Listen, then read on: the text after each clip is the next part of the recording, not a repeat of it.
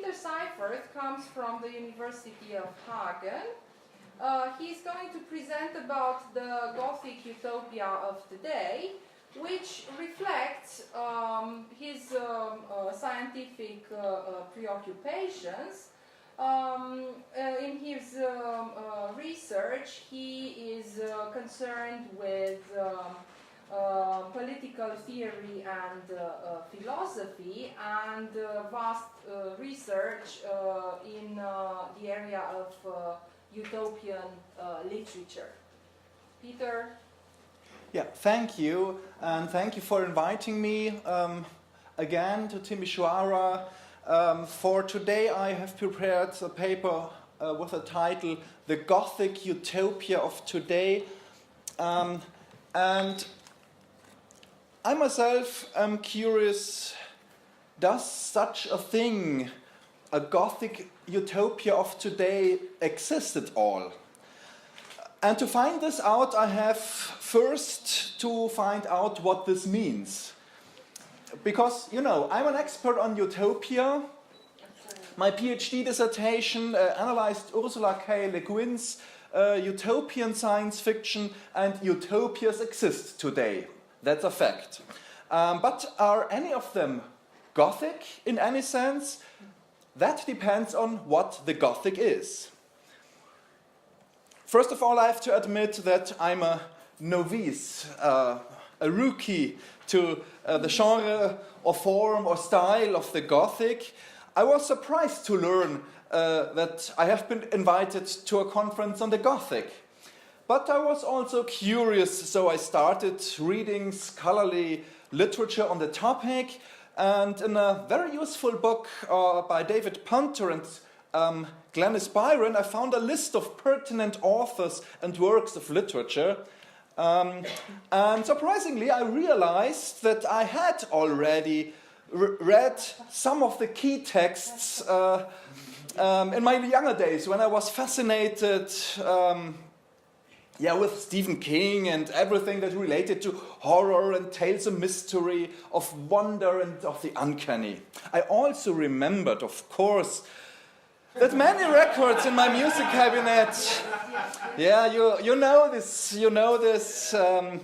This is what I heard. So maybe I have been a subconscious Gothic fan all along and just forgot about it in the last 20 years of reading bright science fiction and hopeful utopian texts. But what is the Gothic? I needed a definition to see if any of today's utopias fit the Gothic and what that may mean. So I looked it up in the Oxford Dictionary of Literary Terms. The Gothic novel is, I quote, a story of terror and suspense, usually set in a gloomy old castle or monastery.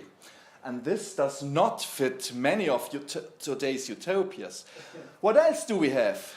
Quote, in an extended sense, many novels that do not have a medievalized setting, but which share a comparably sinister, grotesque, or claustrophobic atmosphere have been classed as Gothic. That, on the contrary, seems to fit a lot of contemporary utopias or dystopias. But it is not enough to extract useful criteria. The dictionary entry ends with this sentence: for a fuller account, consult Fred Botting, Gothic. So that is where I went next. I had already used the aforementioned book by Punter and Byron. Later, I will use one of the hypotheses from Marshall Brown's The Gothic Text to question a strong impression I got while thinking about Gothic utopias, and my most useful source of understanding the Gothic was indeed Fred Botting's book Gothic. Punter and Byron claim that, quote, the Gothic remains a notoriously difficult field to define, end quote. And in their view, quote, the Gothic is more to do with particular moments, tropes, repeated motives that can be found scattered or disseminated through the modern Western literary tradition, end quote. Botting has a similar methodology and does not strictly define the Gothic. Rather, he describes the basic features. Firstly, the Gothic has a negative aesthetics. It is associated with vice, fear, and darkness. This has to do with the time the Gothic was invented, the Enlightenment era. Gothic novels seem to contradict the Enlightenment. They are set in the Dark Ages. Quote, Gothic texts are, overtly but ambiguously, not rational, depicting disturbances of sanity and security, end quote. Secondly, their negativity seems to be distinctly anti-modern, but actually it is a little more complicated, as Botting observes. Quote, the past with which Gothic writings engages and which it constructs is shaped by the changing times in which it is composed. The definition of enlightenment and reason, it seems, requires carefully constructed antitheses. The obscurity of figures of feudal darkness and barbarism, providing the negative against which it can assume positive value. End quote. This explains the changing conflicts between early and today's Gothic text. So the second feature of the Gothic is a conflict between the dark past and the bright progress. The third feature is that this conflict is not presented in terms of rational arguments, but by producing affects and emotions, often extreme and negative, like fear, anxiety, terror, horror, disgust, and revulsion. That are staple emotions. So the Gothic does not use Enlightenment's typical tool rationality, and therefore deviates from the utopian tradition, which is very, very rational. According to Botting, the Gothic's fourth feature is a transgressive discussion of limits, quote, involving the breaking of codes of law or knowledge, disobeying paternal injunctions, indulging immoral desires and appetites. This displays transgression and brings norms and limits more sharply into focus, end quote. So, on the one hand, the dangers of breaking the rules are shown, but on the other hand, it is also shown that norms, limits, boundaries, and foundations are neither natural nor absolutely fixed or stable, despite the fears they engender. This is often shown by a transgression of the border, especially the border between life and death. A typical literary device for doing this is the monster, for example, the vampire, or Frankenstein's monster, the mummy, the golem, the ghost, the zombie. They all should be dead, but they are alive. Kind of. Their transgressive nature makes them outsiders. Outsiders are also typical for the Gothic text. And the fifth feature is that the Gothic changes over time. As Botting fittingly says, quote, new biotechnological innovations need new Frankensteins. New media require new ghosts, end quote. In the postmodern era, the subversive transgression the monster stands for becomes even, well, kind of attractive. But the question remains, is a Gothic utopia possible? And I'm an expert on utopia, and I have to say that the defining features of the Gothic do not resonate well with the classical utopia.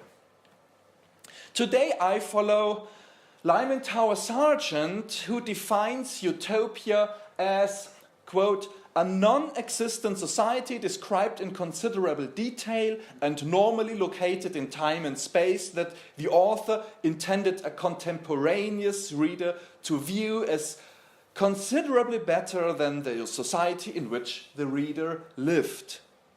End quote. From Thomas More's 1516 utopia through the Enlightenment era, the classical utopia had as typically feature the rationality, a certain brightness or goodness of the depicted society, and a general sense of harmony resulting in the absence of transgression.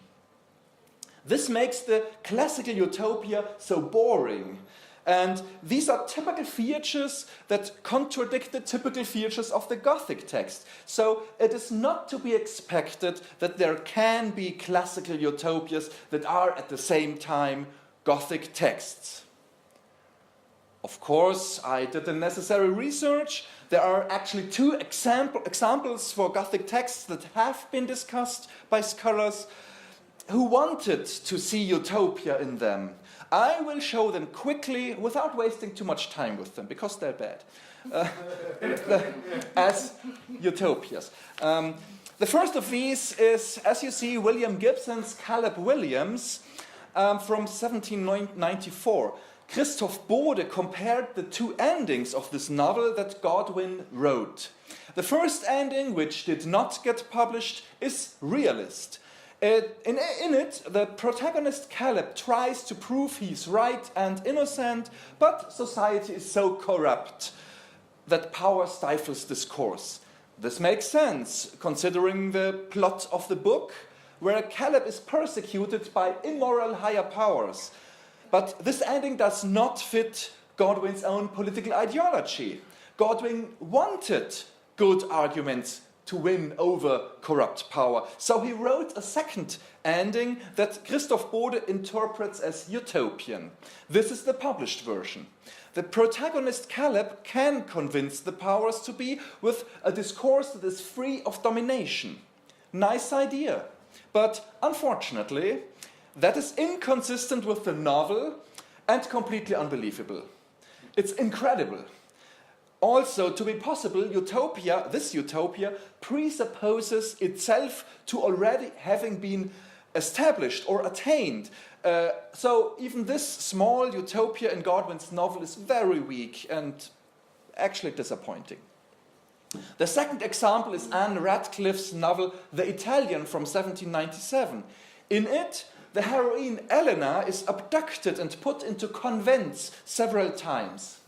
Brenda Tooley interprets one of these convents as utopia, while the other one is a living hell.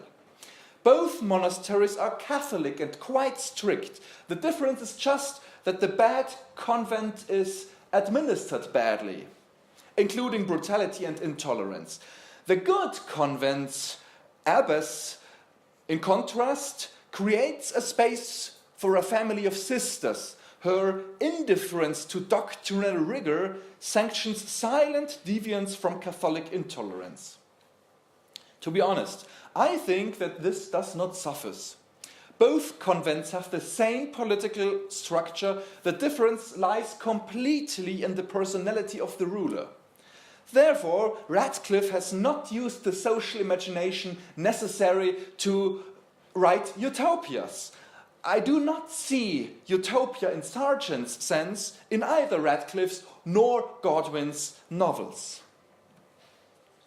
Thus, there is no classical utopia in the Gothic texts. So let's fast forward into the future.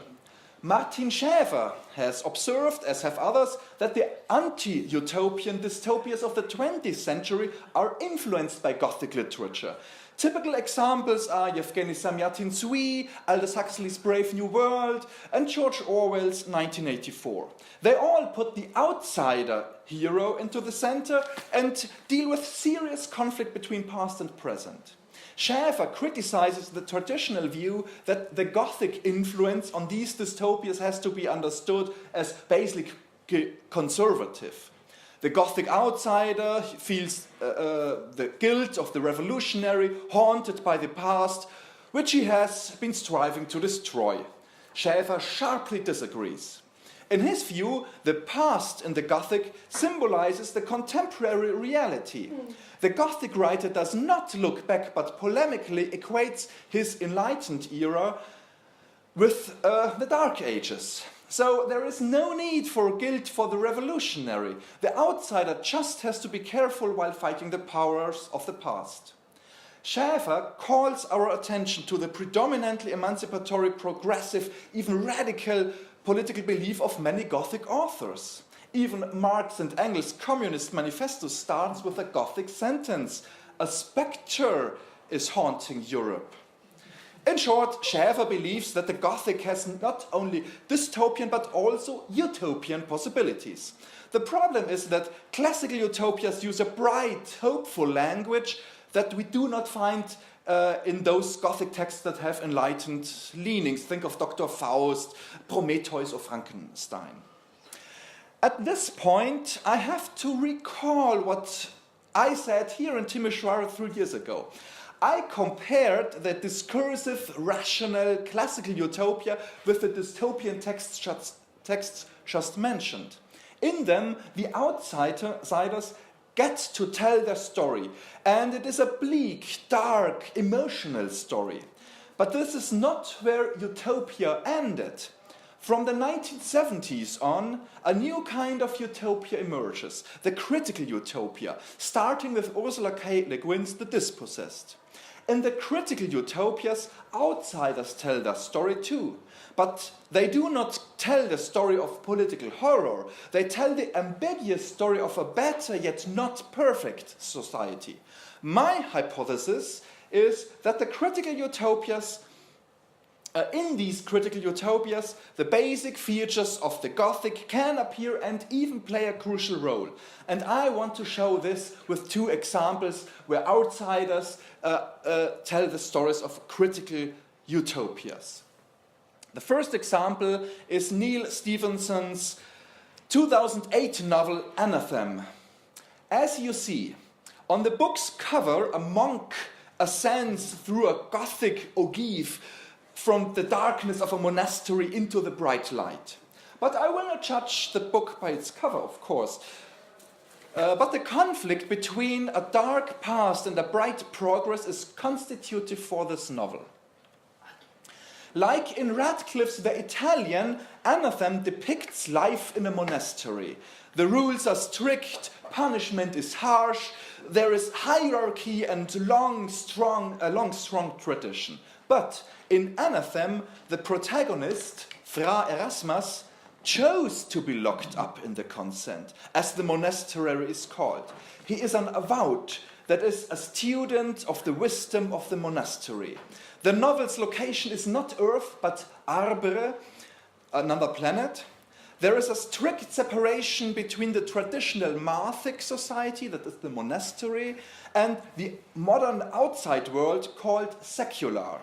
In the secular world, there are states and churches and high technology, whereas in the convent, there is a complete devotion to philosophy and mathematics, unchanged for millennia. It is also a mysterious place because parts of the convent can only be reached through a complicated labyrinth. It is said that the avoweds on the other side live for 1,000 years. Although the rules of the convent are very strict, there is also much freedom. As long as you do not disturb others or violate basic norms, you are allowed to study what you want for the whole of your life. And if you don't want anymore, you can just leave. Only few do that, although life in the convent can be hard. Therefore, I would call the Marthic world, the society of the convent, a critical utopia, and it is also a Gothic text. There is the past-present divide, and there is also the transgression of limits that is necessary to save the planet from alien monsters.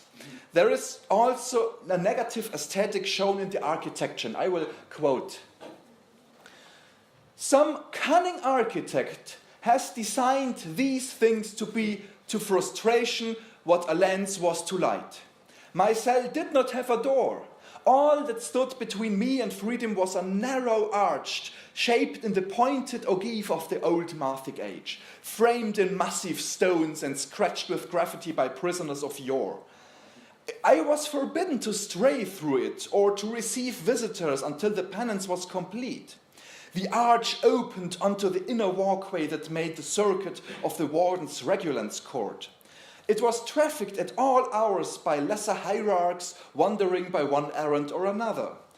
I could look straight out across that walkway into the vaultwork of the upper chancel, but because of this parapet I could not see down to the floor 200 feet below, while Provena was celebrated. I could hear the music. I could gaze straight out and see the chain moving when my team wound the clock and the bell ropes dancing when Tulia's team rang changes, but I could not see the people. Fra Erasmus has committed a minor offense and is punished. The punishment is another sign for the Gothic nature of this utopia, because it focuses on the attack on reason. Again, I quote, "There was no point at all to the book, which is what made it an especially dreaded form of penance. It contained 12 chapters. Beyond about 6, the punishment could span years. Many chose to leave the consent rather than endure it. Those who stuck it out were changed when they emerged, subdued and notably diminished." Which might sound crazy, because there was nothing to it other than copying out the required chapters, memorizing them, and then answering questions about them before a panel of hierarchs. But the contents of the book had been crafted and refined over many centuries to be nonsensical, maddening and pointless. Flagrantly at first, more subtly as the chapters progressed. It was a maze without an exit, an equation that after weeks of toil reduced to 2 = 3. I leave this example with the confidence that it matches Botting's basic features of the Gothic. And I quickly go to the second. No, I have not much time. And it's the last example. It is Cory Doctorow's 2017 novel, Walkaway. It is a near-future science fiction novel that is located in North America. Its protagonists are some young people, outsider, that try to leave the normal capitalist world to build a better world somewhere else. This seems to be possible because 3D printing has been developed so highly that almost anything can be produced everywhere for everyone. So the deadly threat of the capitalist past, work for the rich or die starving, loses its grip. But the capitalists want to hold on to power and they are ready to kill.